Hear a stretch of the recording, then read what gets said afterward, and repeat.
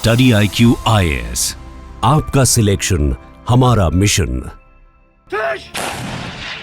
World war 3। Defence analysts के according आज world war 3 Russia Ukraine, Kashmir, Korea या फिर ताइवान से शुरू हो सकती है।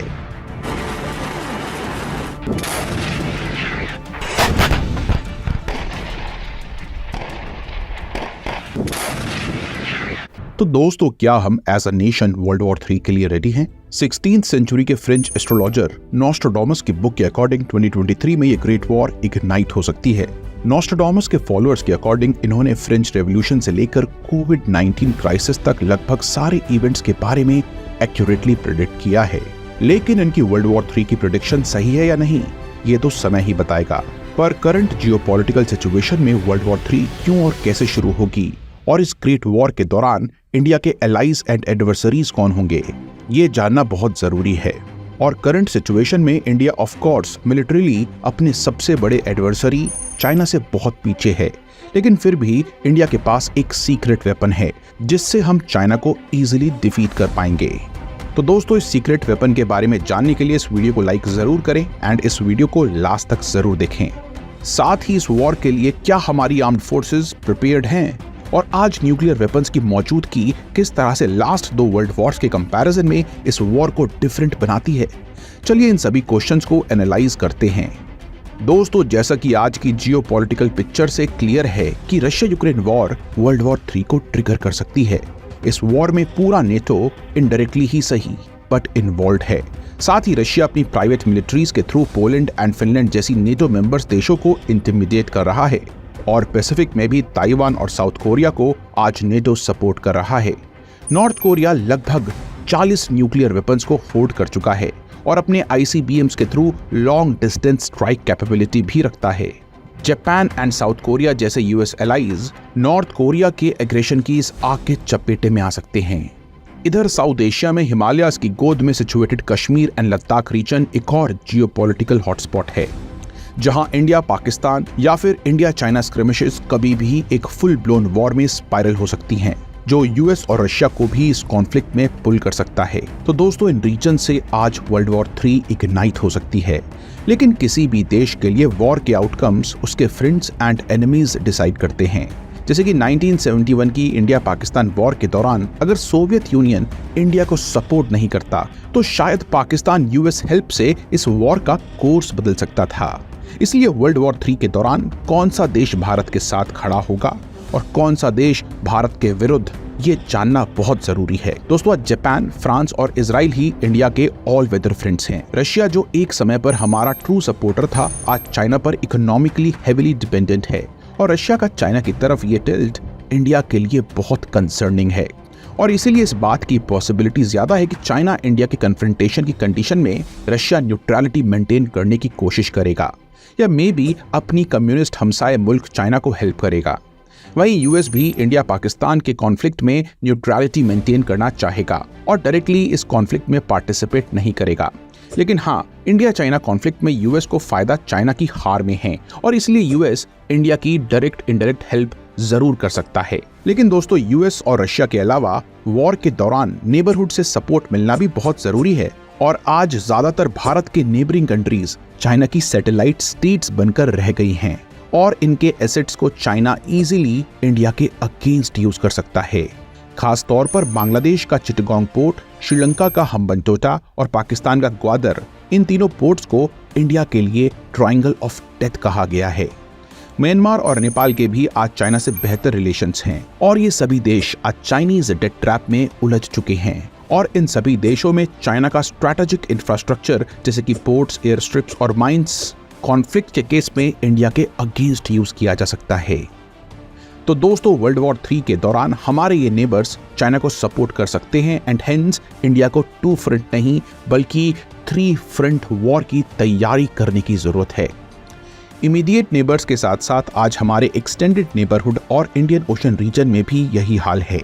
चाहे सेंट्रल एशिया हो या वेस्ट एशिया या फिर साउथ ईस्ट एशिया या ईस्ट अफ्रीका, यहाँ के ज्यादातर कंट्रीज आज चाइना की डेट ट्रैप में फंसी हुई पपेट कंट्रीज हैं, जहां चाइना मिलिट्री बेसेस भी कंट्रोल करता है। जिबूटी का चाइनीज मिलिट्री बेस हो या ताजिकिस्तान में चाइनीज एयर स्ट्रिप या फिर रिसेंटली बन रहा कंबोडिया में रियाम नेवल बेस, और इन सभी बेसिस का यूज चाइना इंडिया के अगेंस्ट डेफिनेटली करना चाहेगा। इंडियन ओशन में भी चाइना इंडिया से ज्यादा ड्यूल यूज पोर्ट्स को कंट्रोल करता है, चाहे मालदीव्स हो या मेडागास्कर या फिर तंजानिया में बागा मोयो पोर्ट। तो दोस्तों, इमीडिएट नेबरहुड में सिर्फ भूटान एकमात्र ट्रू फ्रेंड है जो अगर इंडिया को मटेरियली सपोर्ट नहीं कर सकता तो अपनी टेरिटरी को इंडिया के अगेंस्ट यूज भी होने नहीं देगा। नेपाल और बांग्लादेश को भी इंडिया ट्रस्ट में लेकर इनकी टेरिटरी को इंडिया के अगेंस्ट यूज होने से रोक सकता है। साथ ही इंडियन ओशन में भी मॉरिशस, सेशल्स, फ्रांस और यूएस बेसिस की मदद से इंडिया चाइना को काउंटर करने की कोशिश कर सकता है। और दोस्तों, इंडिया की इंडियन ओशन स्ट्रैटेजी पर हम ऑलरेडी एक वीडियो बना चुके हैं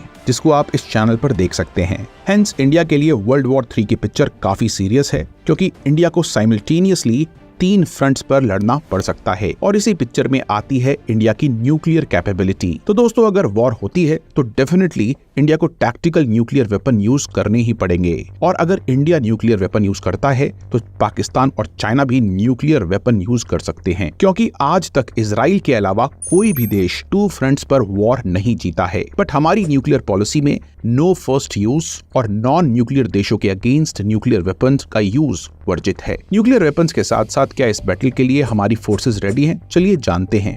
दोस्तों, करंटली इंडियन आर्म्ड फोर्सेस में नियरली 1.55 लाख पोस्ट्स वैकेंट हैं। आज इंडिया में इन टोटल 38 आर्मी की डिविजन्स हैं और सिर्फ पाकिस्तान और चाइना बॉर्डर पर साइमल्टेनियसली डिफेंस के लिए हमें एटलीस्ट 43 डिविजन्स की जरूरत है, जबकि ऑफेंस प्लस डिफेंस के लिए एट मिनिमम 54 डिविजन्स की रिक्वायरमेंट है। और अगर इंडियन आर्मी को नेपाल, बांग्लादेश और म्यांमार बॉर्डर पर भी लड़ना पड़ा तो एटलीस्ट 72 डिविजन्स की जरूरत पड़ सकती है, यानी कि करंट से लगभग डबल।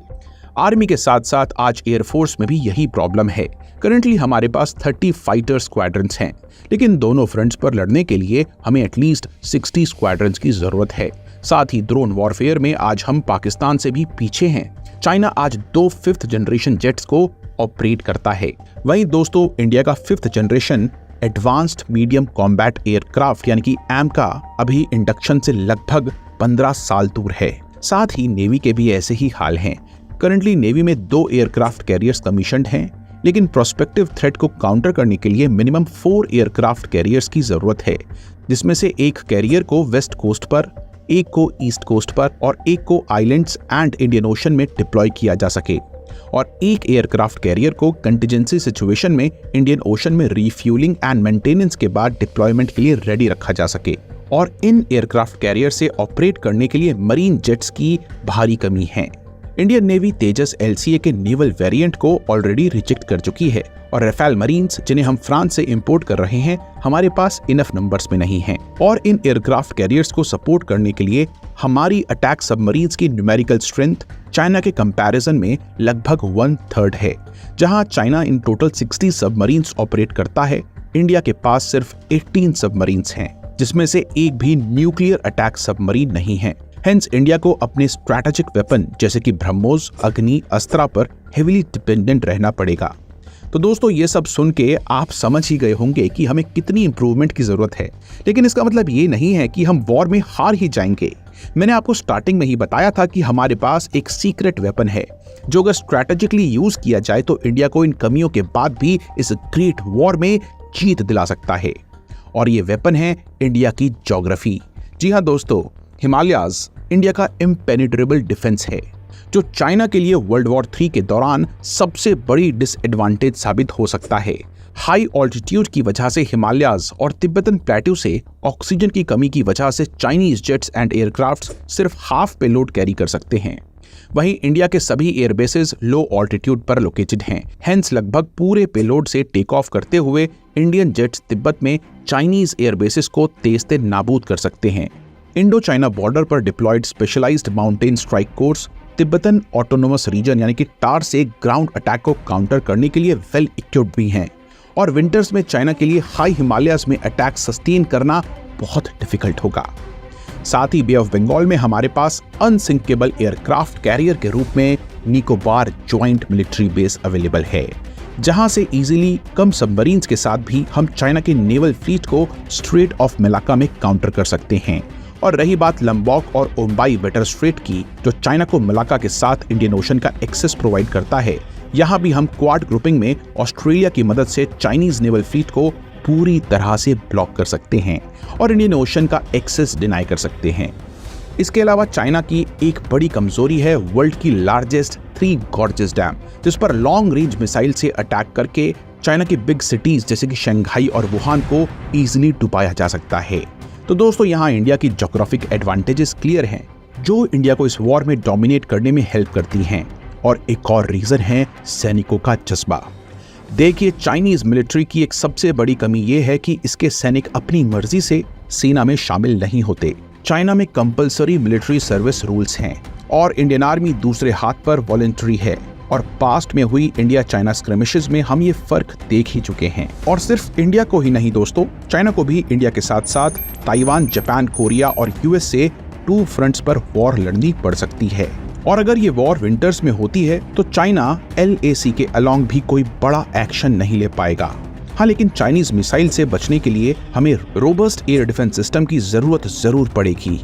इसके लिए इंडिया के पास इंडिजीनियसली बिल्ड रुद्रा M2 और रशियन S-400 जैसे एडवांस डिफेंस मिसाइल सिस्टम्स हैं। तो दोस्तों, इस टैक्टिकल एडवांटेज से इंडिया इजीली चाइना को डोमिनेट कर सकता है। रही बात पाकिस्तान की, तो हमें पाकिस्तान से भी साइमल्टेनियस वॉर लड़नी होगी।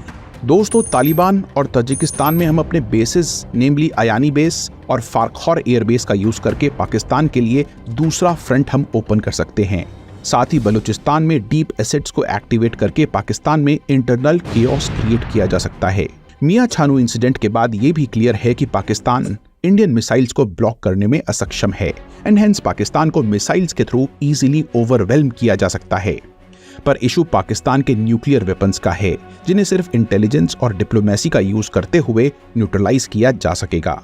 तो दोस्तों, इस हाइपोथेटिकल वॉर में ये जरूरी है कि हम ब्रूट फोर्स के साथ साथ डिप्लोमेसी का भी यूज करें। ये डिप्लोमेटिक मैन्यूवरिंग का ही रिजल्ट है कि साउथ एशिया में इंडिया आज अकेली कंट्री है जिसके साथ यूएस ने सभी 6 फाउंडेशनल पैक्ट साइन किए हैं, जिसके कारण information sharing, logistics, interoperability etcetera में यूएस की हेल्प से चाइना और पाकिस्तान को काउंटर करने के लिए हम आज एडवांटेजियस पोजीशन पर हैं। दोस्तों, वैसे तो इंडिया नॉन एग्रेसिव कंट्री है और हमारे प्राइम मिनिस्टर लगभग हर इंटरनेशनल फोरम पर ये दोहराते हुए दिखाई देते हैं कि ये एरा वॉर का नहीं बल्कि डेवलपमेंट का है। और हमारी फॉरेन पॉलिसीज में भी पंचशील प्रिंसिपल्स को प्राइमरी इंपॉर्टेंस दी गई है। लेकिन करंट जियोपॉलिटिकल पिक्चर में वर्ल्ड वॉर 3 एक टेरिफाइंग प्रोस्पेक्ट है। क्लियरली यहाँ कोई नहीं जानता कि कब ग्लोबल टेंशंस वर्ल्ड वॉर 3 में तब्दील हो जाएं। इसलिए लोकेशन और स्केल के बियॉन्ड वॉर के लिए प्रिपेयर्ड रहना ही हमारे लिए एकमात्र ऑप्शन है। इसके लिए कन्वेंशनल और अनकन्वेंशनल वॉर कैपेबिलिटीज को ऑगमेंट करने के साथ साथ हमें डिप्लोमेटिक फ्रंट को भी एक्सपैंड करने की जरूरत है। खास तौर पर नेबरिंग कंट्रीज को चाइनीज इन्फ्लुएंस से निकालने की अर्जेंट नीड है। और डिप्लोमेसी के साथ साथ हमें हमारी आर्म्ड फोर्सेस को मॉडर्नाइज करने की भी आवश्यकता है। और मॉडर्न थ्रेट्स जैसे कि ड्रोन वॉरफेयर, साइबर वॉरफेयर और आर्टिफिशियल इंटेलिजेंस को अपनी डिफेंस पॉलिसी में ऐड करने की जरूरत है। तो दोस्तों, वीडियो को जरूर लाइक करें और वर्ल्ड वॉर 3 को लेकर अपने विचारों को कमेंट्स में जरूर विमर्श करें। आशा करता हूं कि आपको ये वीडियो पसंद आई होगी। मिलूंगा आपसे ऐसे ही नेक्स्ट ऑसम वीडियो में। स्टडी IQ IAS, आपका सिलेक्शन हमारा मिशन।